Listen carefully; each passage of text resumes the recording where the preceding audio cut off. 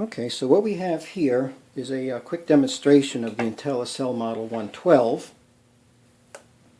which is a sophisticated battery analyzing and charging system, which means that any type of battery, from the smallest little nickel cadmium 1.2 volt baby little AAA all the way up to a 7 amp lead acid battery from a uninterruptible power supply. So we're going to give you some demonstrations. Batteries can either be put on the plate here with adjustable contacts, which go side to side, plus also elevate up and down. There's a temperature sensor in the plate. There's also a plug that plugs into here, and on the end of the plug we've got two sets of connectors. And this one here has 1/4 inch connectors, which you can connect to a lead acid battery or to our handy little cell. This is a AA thing, up to 4 cells. You could put the negative terminal, for example, over here, and then the positive for either 1, 2, 3, or 4 batteries. We have these in AAA as well. For now, we're just going to do a really popular battery. Here's just a standard lithium-ion battery from an old cell phone. The Intelli-Cell will change polarity automatically. Right now, the LED here is indicating that this terminal here is positive. This particular battery has a negative terminal on the left, positive on the right, so if we hook it up backwards, it's not going to hurt anything. You just have to adjust the contacts till they match up exactly. And when they do, you can see it automatically switch polarity. I'm just going to put down this holder here. We measured the battery's voltage, and right now, because the battery is somewhat discharged, it thinks it's a nickel metal cadmium at 3.6 volts because I've been using this battery and it's been discharging all day. But you can select a different type of battery. For example, this happens to be a lithium-ion 3.6 volts. And you can get any type of battery you want, all the way down again to just a single, single cell battery, 1.2 volts. There's sealed lead acid, there's nickel cadmium, nickel metal hydride, lithium phosphate. Here's nickel cadmium, there's a 2 battery pack. Here's your lithium-ion 3.6 volts. So we'll enter it. Now it's going to ask the amp hours. This will go anywhere from 400 milliamp hours all the way up to 5,000 milliamp hours or 5 amp hours. So you just hold it up or down till you get the size of the battery. This particular battery is 1.1 amp or 1100 milliamp hours, and we'll enter that. At this point, it's suggesting that you can either restore the battery, which you would do if it was a nickel metal hydride or nickel cadmium in particular, or you could just charge the battery normally, or charge the battery quickly with the fast charge mode, or you can analyze it. And there's 2 types of analyzing. This analyze function is a very detailed function that could take up to 2 hours, and it'll give you the precise milliamp hour rating of the battery. If you don't want to wait that long, you can use the quick test, which only takes 2 minutes.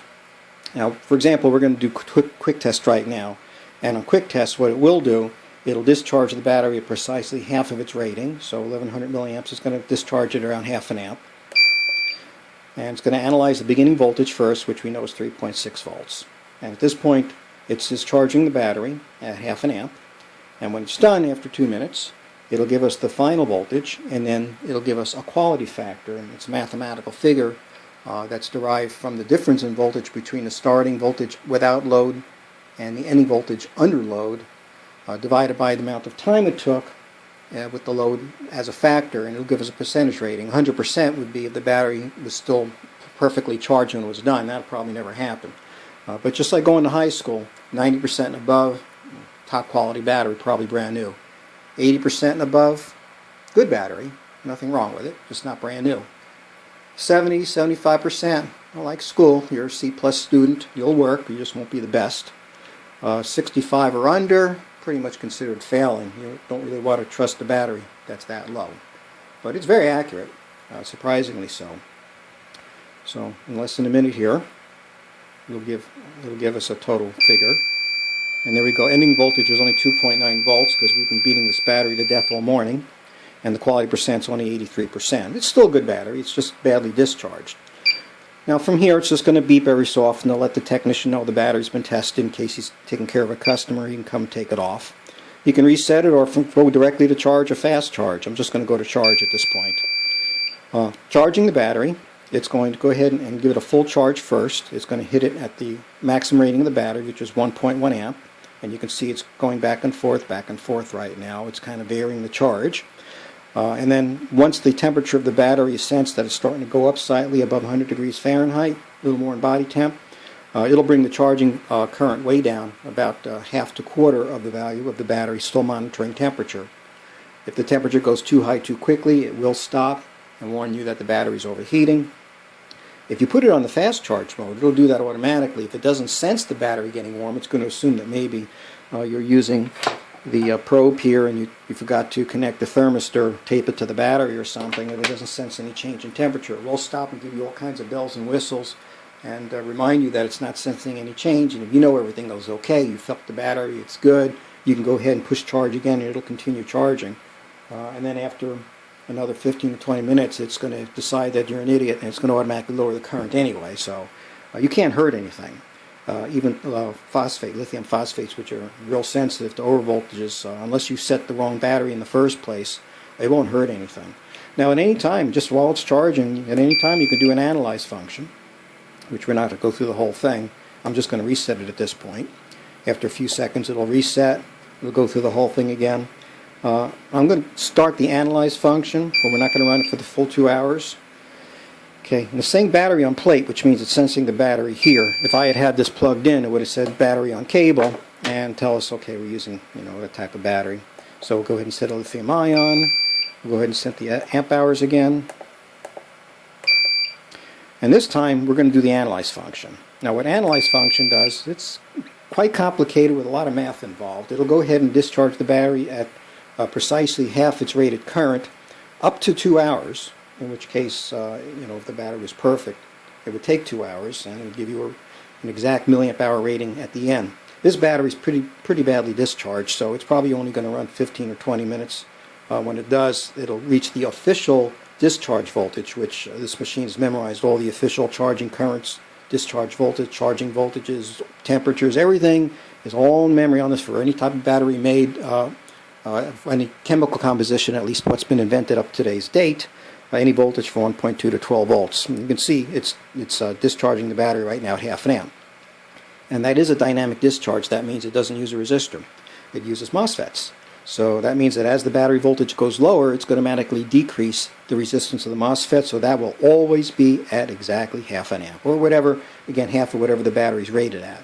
And while it's doing this, it's constantly telling you how much time is going to be left, in this case 119 minutes, and also after a few seconds it'll show you what the voltage is down to.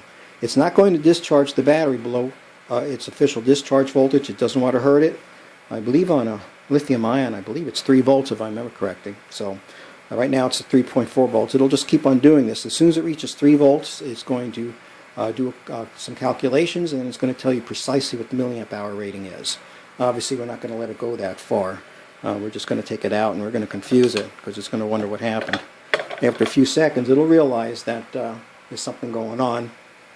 You can see it can't discharge the battery anymore. After a few seconds of that, it's going to say, okay, well, it's time to go ahead and reset. And it'll automatically reset itself. So that's pretty much it. Some of the features of the unit that make it unique are the autopolarity feature. Another thing also is that if you want to just use it as a general test bench, on a piece of equipment on your test bench, okay, well of course it's only showing that it's only 200 milliamp hours because obviously we interrupted the test.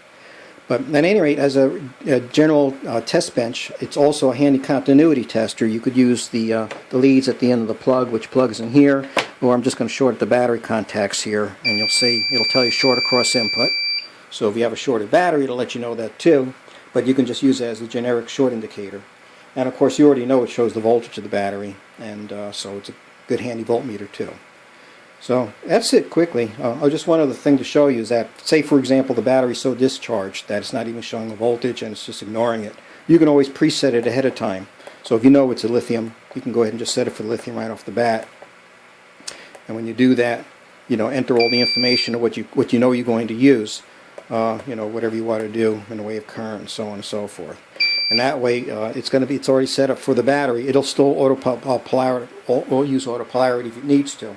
But the beauty of this, again, is that the battery is completely discharged and you can't automatically figure out what type of battery it is. You can still preset it. That being said, a battery that shows 0 volts probably is pointless to charge anyway, because if it's a lithium, it's going to be bad.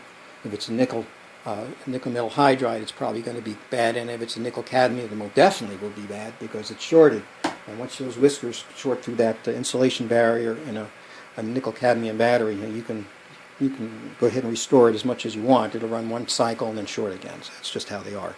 But again, it's a smart machine. It knows what type of battery. It knows you can't fast charge a smart battery, for example, like the Motorola's or Palm Pilots, but you can fast charge a dumb battery, like an Apple, for example. Apple batteries are dumb. I can tell you that personally. But at any rate, that's the Intelli-Cell unit, and we're just going to go ahead and turn it off. And that concludes the demonstration for today.